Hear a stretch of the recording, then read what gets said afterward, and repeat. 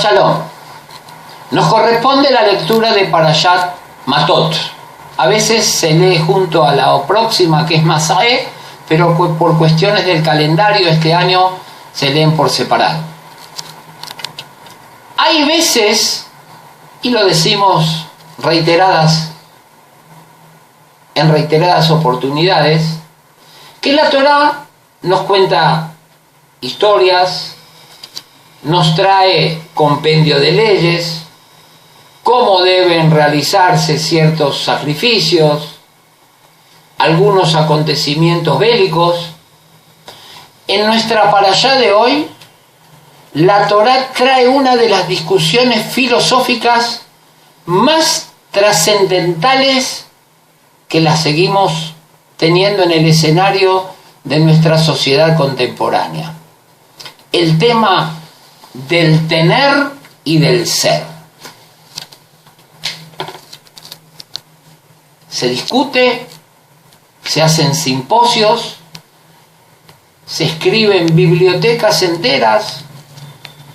Hoy tenemos estantes de autoayuda, pero la Torá, en un pequeño acontecimiento que ocurre prácticamente en la orilla del Jordán, prestos y próximos a entrar a la tierra prometida, se acercan dos tribus, las de los hijos de los Bené Gad y Bené Reubén, y se acercan a Moshe después que la Torá nos relata Umikne Raf, y ganado en demasía tenían los hijos de Reubén y los hijos de Gad, Atzum Meod, muy mucho, en cantidad. El sujeto va después del predicado. No dice la Torá, y los hijos de Reubén y los hijos de Gad eran prósperos y tenían mucho ganado, sino dice que mucho ganado tenían los hijos de Reubén y los hijos de Gad. La Torá hace énfasis que para estas tribus lo importante eran los bienes, era el ganado. Moshe, cuando escucha esta petición, dice: ¿cómo? ¿Van a copiar a sus antepasados que no quisieron entrar a la tierra de Israel? ¿Van ahora a bajar sus semblantes? ¿Se van a bajar la autoestima y perderán toda emoción para entrar a la tierra? Dice: no, un minutito, nadie dijo eso, dicen las tribus de Reubén y los hijos de Gad. Dice: haremos cercas, establos para nuestro ganado, ciudades y poblados para nuestros hijos, vamos a la guerra de la conquista y volvemos con nuestras familias. Esto aún encolerizó más a Moshe. Antecedieron a hacer las obras de las cercas, de los corrales, a las casas para sus propias familias. Esa discusión fue violenta en aquel entonces y sigue teniendo vigencia hasta nuestros días. En una escala de valores, ¿qué es lo que ponemos antes? Los condicionamientos, las horas en cantidad del trabajo o la ocupación por nuestros hijos.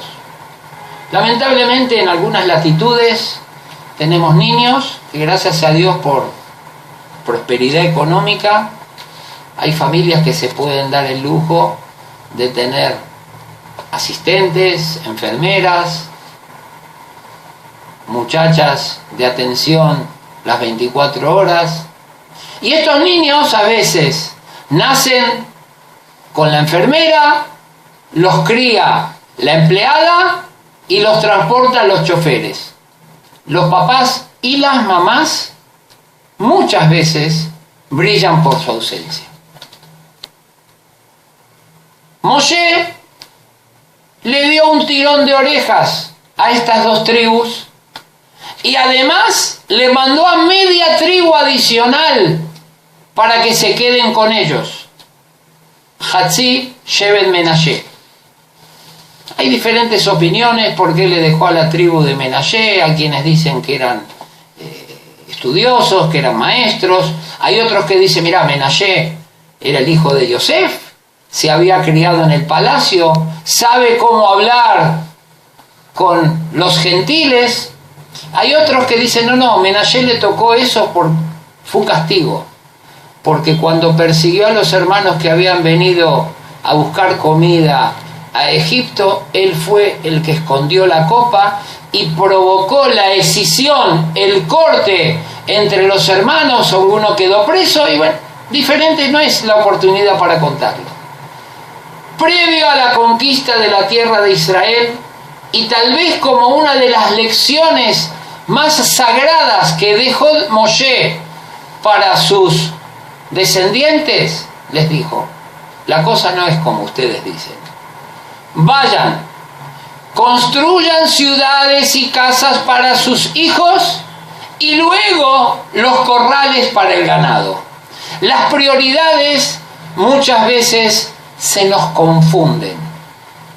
Los bienes materiales a veces brillan demasiado, como lo hicieron con estas tribus, que miraron y pensaron tal vez que convendría vivir en tal o cual lugar porque se pueden hacer buenos negocios, pero desperdiciaron oportunidades para que los hijos tal vez puedan tener una mejor educación en general y, por supuesto, una mejor educación judía. ¿Cuáles son los verdaderos parámetros?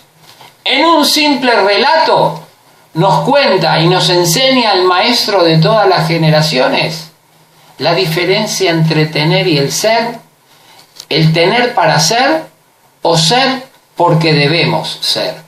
Y en ese juego de constelaciones de valores y principios en los que nos debemos debatir a diario, esta fue tal vez la última lección que dejó Moshe antes de entrar a la tierra prometida.